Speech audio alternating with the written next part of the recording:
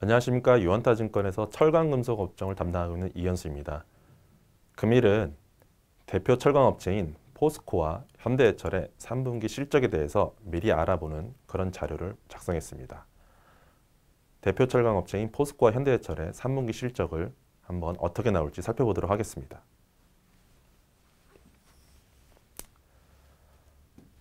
포스코부터 말씀을 드리도록 하겠습니다.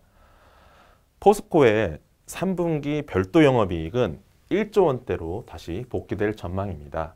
지난 1분기 별도 영업이익이 1조 원을 기록한 후 2분기 때 8천억 수준으로 떨어졌습니다. 하지만 이번 3분기에는 다시 한번 1조 원대 복귀를 전망하고 있습니다.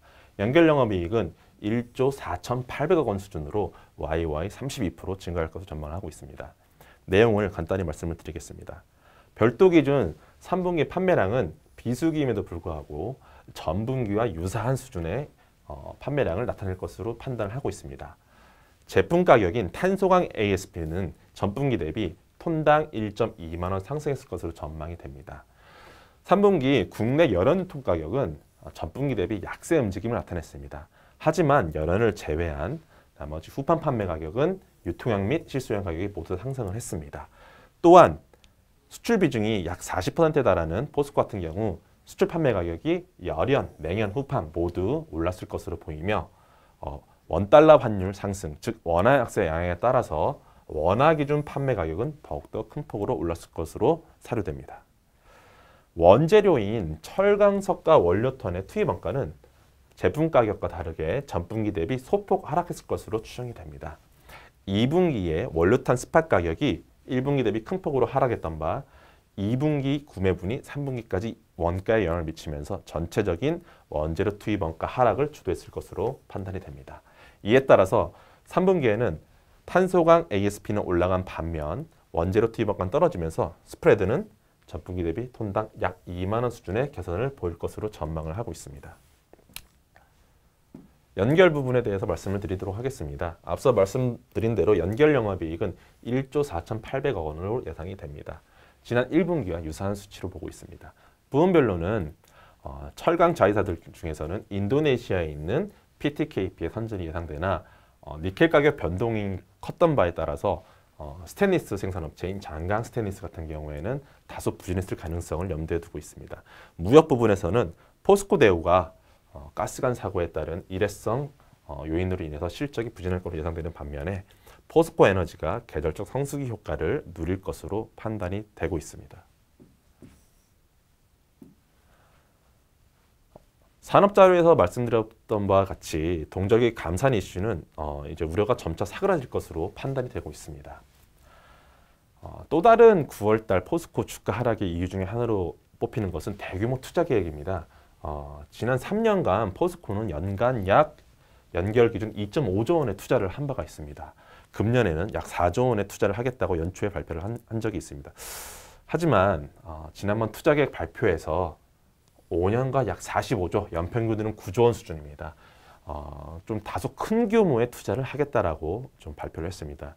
이런 투자 계획은 시장에 향후 배당금 증액에 대한 가능성 축소, 배당금이 축소하진 않겠지만 실적 개선에 따른 배당금이 증액될 거라고 하는 그런 기대감을 줄어뜨리는 동시에 무리한 투자가 또 이어지지 않을까라고 하는 그런 우려를 불러일으켰습니다.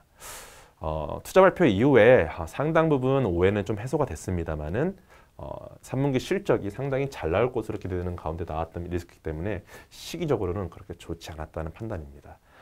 하지만 이런 이슈들이 점차 사그라질 것으로 판단되면서 이제는 3분기에 이런 호실적 같은 것들이 평가를 받아야 될 시기라고 판단을 하겠습니다.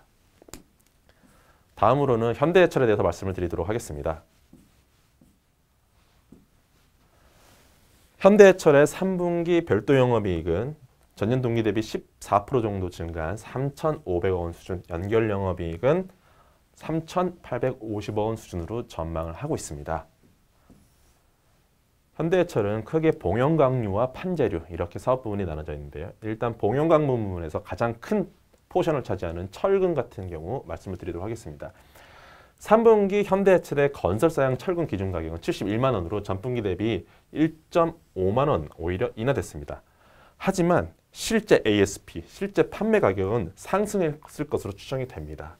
기준 가격은 떨어졌음에도 불구하고 3분기에 유통 가격이 상승을 하면서 현대해철의 실제 판매 가격도 상승이 되지 않았나라는 생각을 하고 있습니다. 지난 2분기에 계절적 성수임에도 불구하고 높은 재고 수준 때문에 어려움을 겪었기 때문에 감산을 한 바 있습니다. 이런 영향들이 3Q에 영향을 주지 않았나라고 생각을 하고 있습니다. H형광 역시 가격이 상승했을 것으로 판단이 됩니다. 철근과 함께 대표적인 봉연광유로 판단되는 H형광 같은 경우에도 전체적인 ASP가 전분기 대비 올라서 전체 봉연광유 ASP는 톤당 27,000원이 올랐을 것으로 보입니다. 판재료 역시 조선양 후판 판매 가격 인상 및 수출 가격 상승에 따라서 전분기 대비 톤당 ASP가 13,000원 정도 상승할 것으로 보입니다. 반면에 투입원가 같은 경우에는 포스코와 마찬가지로 원료탄 가격 하락에 따라서 투입원가가 떨어져서 판재료 스프레드가 전분기 대비 개선이 됐을 것으로 판단이 되고 있습니다.